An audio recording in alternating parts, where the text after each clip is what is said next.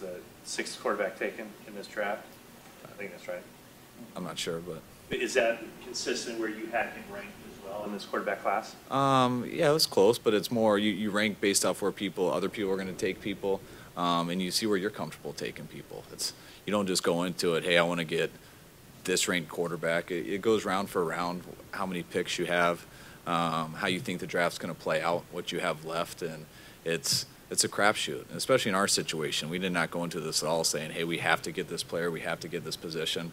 You go in pretty open-minded, and that's why our goal is to get as many picks as possible. And I think we've done a good job on that over these last 2 days, and I think that's allowed us to make some moves like we did just a little bit ago. His numbers declined a little bit, and his interceptions were up.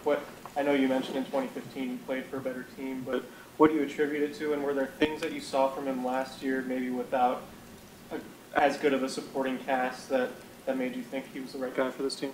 I just saw him battle through adversity. You know, you look at the numbers, and they weren't the same as the previous year, but numbers is something I very rarely look at. I think you guys would probably be a lot more on the numbers than actually I would be.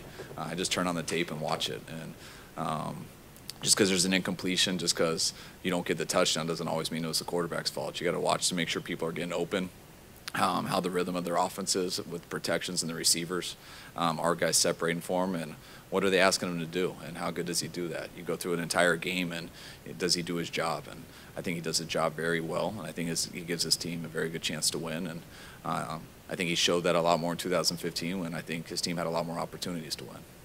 To push Brian for the starting job in camp? No, I don't look at it at all like that. You know, we're bringing him in here to develop him, give him a chance, but just like any other position, everyone competes. You know, Brian's our starting quarterback, and right now Matt Barkley's our second, and I look at him to come in and be our third with us only having 3 on the roster. But every single day of practice, whether it's an OTA, whether it's workouts, whatever it is, people are always competing, and we'll always play the best guy, but by no means did we come into this draft thinking, hey, we're going to get a guy to compete with Brian. We're just trying to add people to our roster to improve the overall talent of our team. Would it be accurate to categorize him as one of your first project talent player? I don't know if I would use those words. I look at it as when you draft a guy and you feel, and we're very confident with the guy we have right now with going to get Brian. I'm very excited about having Matt Barkley.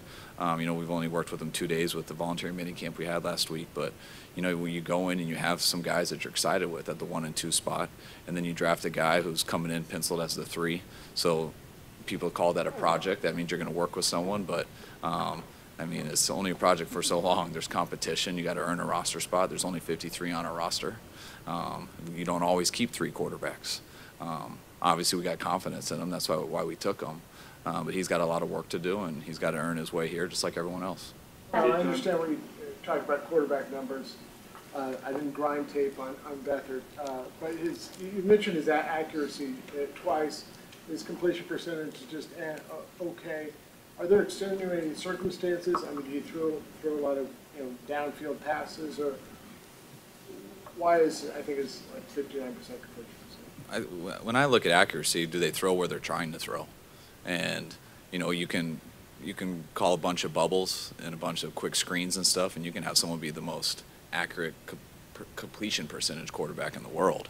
That doesn't mean that they can throw the ball all the time where they want to go. I look at when a guy's in tight coverage, can he put it? What shoulder does he put it on? How consistently does he hit a guy in stride? When guys aren't open, it's sometimes hard to get completions. It depends on the type of offense you have. They're a little more NFL-based where they're not doing a bunch of bubbles and things like that. They do run the ball a ton. They do a lot of play-action keepers off of it, and it's tough to get completions, though. They're harder completions. There's not as many gimme ones, and I think when you talk about completion percentage, you always got to look into that. John, 2 more, please. Just to clarify, Minnesota reached out to you with this phone call. They made the phone call to you? They were looking to back out and offered an opportunity.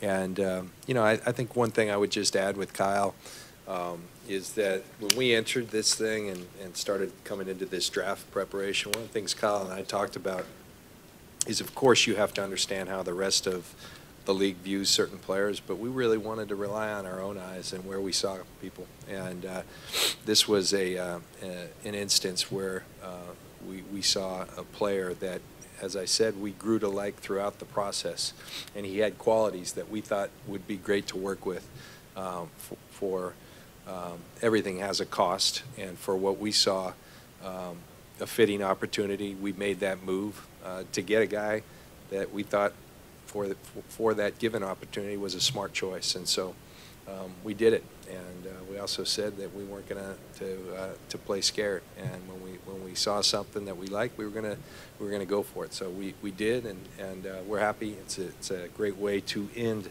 the second day of what we think's been a real fruitful draft for our organization. Does the last one, guys.